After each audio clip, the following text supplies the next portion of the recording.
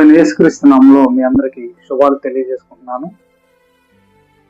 యేసుక్రీస్తు వారు ఈరోజు మనకి ఒక వాగ్దానాన్ని దయచేస్తున్నారు.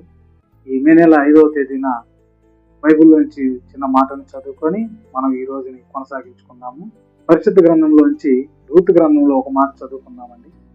రూతు గ్రంథంలో రాయబడినటువంటి ఆ మాటను మనం చదువుకొని ఈరోజు మన యొక్క ఉదయకాలం నుంచి ఈ సాయంత్రకాలం వరకు మన జీవితాలని మనం ఒకసారి పరిశీలించుకోవాలి.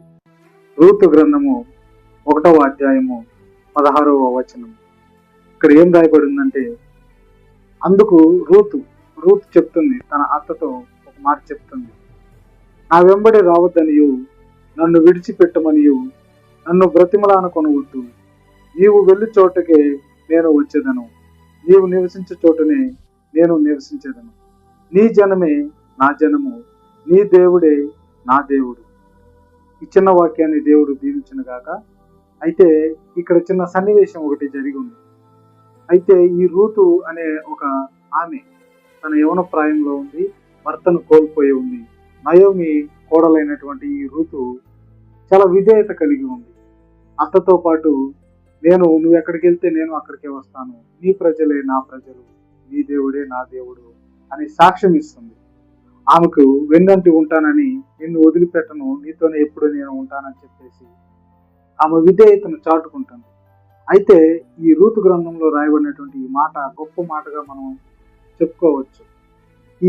ఈ నయోమికి 2 బిడ్డలు ఉన్నారు. అంతకు ముందే తన భర్త చనిపోయి ఉన్నాడు. దేవుడు తనకు 2 మగబిడ్డలను ఇచ్చి ఉన్నాడు. అయితే ఆ 2 బిడ్డలకు తను వెళ్ళినటువంటి ఆ దేశంలో 2 స్త్రీలను చూసి పెళ్లి చేసింది. ఆ 2 కూడా, ఒకరు ఓర్ప, ఈమె రెండే ఆమె రూతు. అయితే ఆ 2 ఇచ్చినటువంటి ఆ 2 మగబిడ్డలు పెళ్ళైన తర్వాత చనిపోయారు. చనిపోయినప్పుడు దేవుడు నన్ను విడిచిపెట్టాడు, నయోమి అని నన్ను పిలవద్దు, మారా అని పిలవమని తను ఇతరులకు చెప్తుంది. అయితే తన మనసులో ఉన్నంత బాధ తెగమింగుకొని కోడళ్లకు ధైర్యం ఇవ్వటం కోసం, ధైర్యం చెప్పడం కోసం ఒక మాట చెప్తుంది.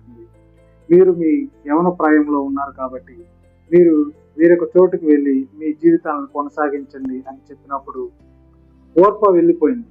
కానీ రూతు మాత్రం ఎంతో విధేయతతో తన అత్తతో పాటు ఉంటూ తను ఒక మాట, గొప్ప మాట చెప్తుంది. నీ జనమే నా జనము, నీ దేవుడే నా దేవుడు. ఈరోజు నువ్వు నేను ఎలా ఉన్నాము అని ఒకసారి పరిశీలించుకోండి. మన ఇరుగు పొరుగు వారితోనూ, మన కుటుంబీకులతోనూ, మన అత్తమామలతోనూ మనం ఎలాగ ఉంటున్నాము, ఎలాగ జీవిస్తున్నాము ఒకసారి పరిశీలించుకొని ఇకనైనా మీరు ఈ మాటను బట్టి మీ మనసును మార్చుకొని దేవుణ్ణి కలిగి ఉండాలని ఈ చిన్న వాక్యం దేవుడు దీవించును గాక. ఆమేన్.